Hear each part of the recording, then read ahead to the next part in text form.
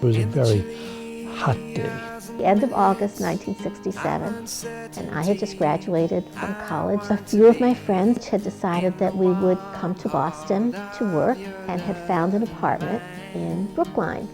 And Dad was in graduate school at MIT. Kenny and I were moving out of our apartment. We spent most of the morning loading up the moving truck with beds and desk and all my stuff, books, a lot of stuff. Try to bring it down 2 flights of steps. When we got there, other roommates weren't there yet. It was just the two of us, Carol and myself.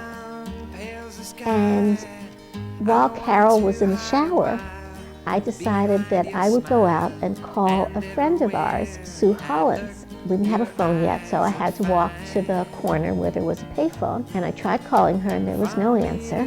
So I turned around to come back home, crossed the street, and in front of the sign that said speed limit 30, was a young guy putting furniture into a moving truck. I came downstairs one trip, and Ken wasn't loading the truck. He was standing there talking to this really cute girl. We didn't know anybody in Brookline or Boston, so I decided I would stop and ask him a question. So I asked him if he knew where we could rent some furniture.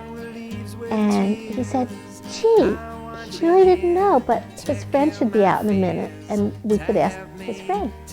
So I looked at him and looked at her, and she was very nice looking. She had pretty short hair, a Sassoon haircut, I think we called it, where it came across on one side and the other side was short. It was very stylish. And she had a cute summer dress, we call it a Mecu dress. So a little brown dress with a white flower print. So I started talking to her and I kind of horned in on the conversation. I sent Ken up for the next load of stuff. And I really thought she was very attractive and very interesting to talk to with a wonderful voice.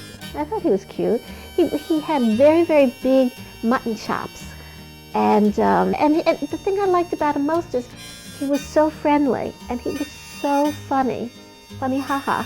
I guess I really liked that she laughed at my jokes. And very smart and very sweet. She was just so easy to talk to and interesting to talk to. We related so quickly. Jeff said, gee, he didn't know where we could rent any furniture either. Meanwhile, we didn't need any furniture. It was just the only question I could think of at the time, so I could start a conversation with them. And then we chatted a little bit more, and then Jeff said, do you have a tissue? I need to wipe my head. I'm so sweaty. So she said, and I didn't have any with me, but if he wanted to come to the next corner of the same apartment complex would be our apartment, I could give him some tissues. He said, okay.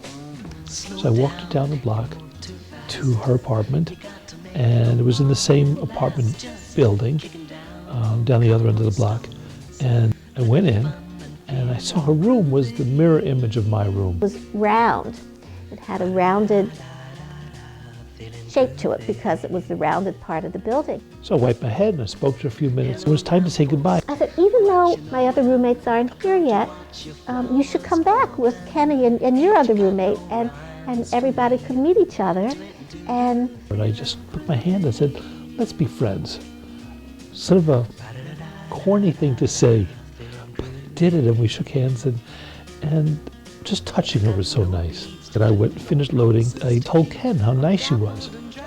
And I said, maybe we should go out to dinner. We should ask them out for something that night.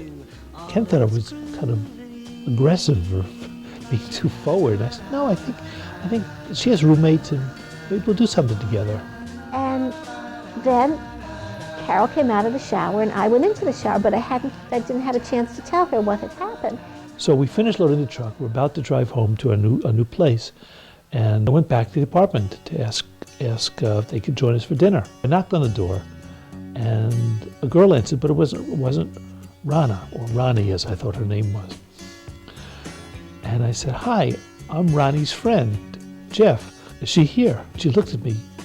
Rana doesn't have any friends in Boston, she's thinking. She looked at me puzzled. She said, just a minute, and closed the door. There was a knock at the door, and it was Carol, and she said, there's a guy at the door. He says he's your friend Jeff, and he wants to know if we want to go out for dinner with him and with his friends. I said, tell him yes. She was so puzzled. Carol came out and said, she looked at me saying, I don't know who you are, but she said, sure. come back around 7:30. We agreed on a time. So then I went back to Ken and we drove back, and I told him, it's all set. We'll have dinner with Ronnie and her friend Carol and our other roommates, and we'll all get together. And so after I came out of the shower, I explained to Carol that I had met these guys on the street, and apparently we were going out to dinner with them. Several hours later, Jeff came back to get us, and we went to dinner with Kenny and with their other roommate, Lenny.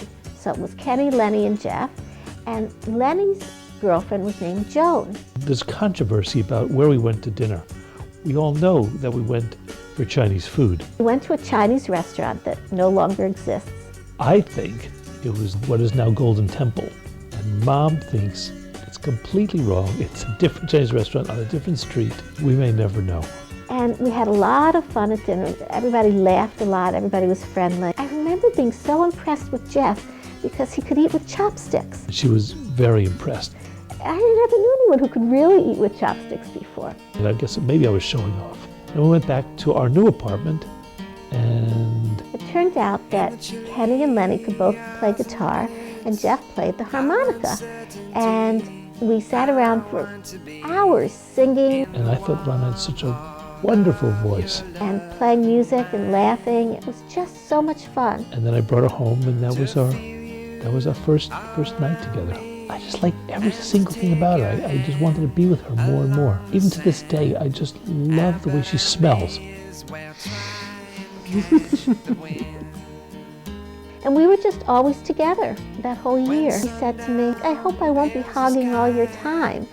And I said, oh, I don't care if you hog all my time, that's fine. We all became very, very close that year, all the people in my apartment and Dad's friends. And we had many, many dinners together, many music evenings together, singing and playing instruments. We became a family, and everybody got married. And to this day, I still consider those people my family. The story of how I met Dad spread far and wide, and many a young woman came to Boston hoping to have the same good fortune as I had had. And this is 36 years later coming up. Dad would have funny names for things in his head. Like crushed pineapple was pushed cranial. And we'd always call it pushed cranial. And then we'd make up a song about it. Pushed cranial, have breakfast with the king, pushed cranial. You made up the song. Have breakfast with the king. I bet I may as well try and